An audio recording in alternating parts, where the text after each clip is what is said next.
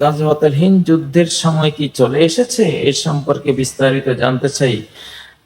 সময় তো আসলে এটা ভারত যুদ্ধ, ভারত যে একটা যুদ্ধ করবে আমাদের বিরুদ্ধে, অলরেডি ভারত যুদ্ধে আছেই। আপনার প্রচার মিডিয়ায়, তাদের ইলেকট্রনিক মিডিয়া, প্রিন্টিং মিডিয়া, তাদের রাজনৈতিক বক্তব্য যেইভাবে তারা বলছে, মনে হয় যেন তাদের কোনো অঙ্গরাজ্য তারা হারিয়ে ফেলেছে, এমন একটা অবস্থা। তাদের ত্রাহি দশা, তাদের তাদের মানে অভিযোগ অনুযোগ, কান্নাকাটি, তাদের মারমুখ অবস্থান, এই সব কিছুতে এটা তো একটা যুদ্ধ। মিডিয়ার যুদ্ধ তো বোমা যুদ্ধের চেয়েও মারাত্মক। তো তারা তো অলরেডি এটা চালাচ্ছে। তো আমাদেরকে তো সেই হিসেবে আমরা যদি আমাদের মাথা উঁচু করে আমরা দাঁড়াতে চাই, তাহলে আমাদের প্রস্তুত থাকতে হবে। আমাদের জাতীয় নিরাপত্তা এমন ভাবে নিতে হবে, কেউ যাতে আমাদেরকে আক্রমণ করার সাহস না পায়। তো এটা আসলে খুব, এগুলো কোনোটাই দূরে নয়, বর্তমান যে পৃথিবীর অবস্থা কোনোটাই দূরে নয়। তো সেই জন্য এসব বিষয়ে আমাদের সতর্ক থাকতে হবে।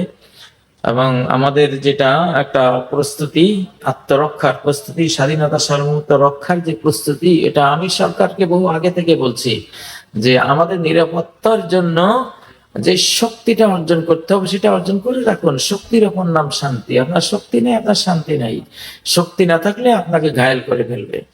তো সেজন্য এসব বিষয়ে আমাদের অবশ্যই এখন থেকেই জ্ঞানগতভাবে এবং সামরিকভাবে, জাতীয়ভাবে আমাদেরকে এটা মাথায় রাখতে হবে এবং সেই প্রস্তুতি রাখতে হবে।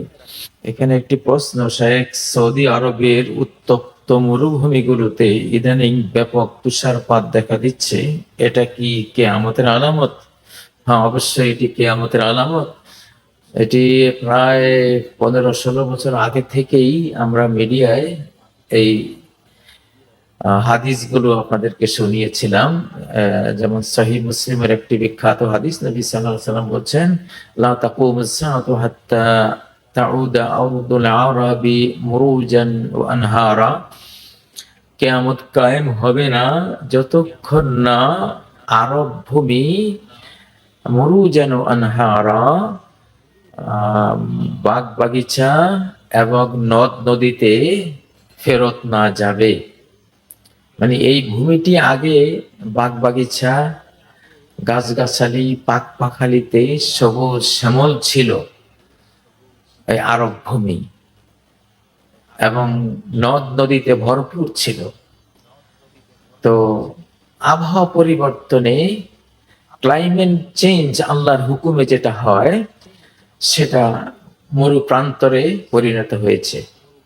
আমরা গত সময়ে, গত বছর সময় তো সাহারা মরুভূমিতে ব্যাপক তুষারপাত, বৃষ্টি, বন্যা আমরা লক্ষ্য করেছি।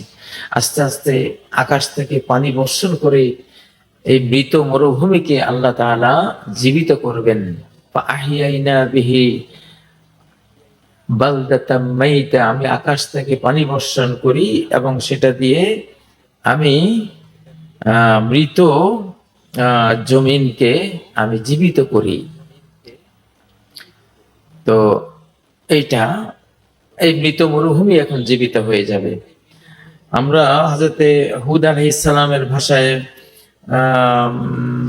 আমরা আমরা শুনি যে আল কোরআনে তিনি বলছেন যে আমাদ্দাকুম বিআনআমি ওয়া বানিন ওয়া জান্নাতিন ওয়া উয়ুন, হে আমার আদ জাতি, অর্থাৎ যারা সৌদি আরবের রাবা আল খালি মরুভূমির বাসিন্দা ছিল, তখন এটা সবুজ শ্যামল ছিল, যে আল্লাহ তোমাদেরকে চতুষ্পদ জন্তু, পশু দিয়েছেন, তারপর বানিন সন্তান দিয়েছেন, ও জান্নাতিন বাগানের পর বাগান দিয়েছেন, ওয়ুন ঝর্ণা ধারা দিয়েছেন। তাহলে যেটা মরুভূমি এখন আদের যেই প্রাক্তন বাসস্থান ছিল, রাষ্ট্রটি ছিল, সেটা তাদের নবী হুদ আলাইহিস সালাম বলছেন যে তোমাদের এখানে বাগান আছে, এখানে ঝর্ণা ধারা আছে, এখানে নদ নদী আছে, সবকিছু মানে সবুজ শ্যামল ছিল। পরবর্তীতে এটা ক্লাইমেট চেঞ্জে এটা পরিবর্তন হয়, কিন্তু কিয়ামতের আগে আবার এটা সেই অবস্থায় ফেরত যাবে। এখন সেটা শুরু হয়েছে। তাহলে এটা যে স্পষ্ট কিয়ামতের আলামতের মধ্যে কোনো সন্দেহ নেই। তো আসলে আমরা খুব কাছাকাছি সময় আমরা পার করছি কিয়ামতের।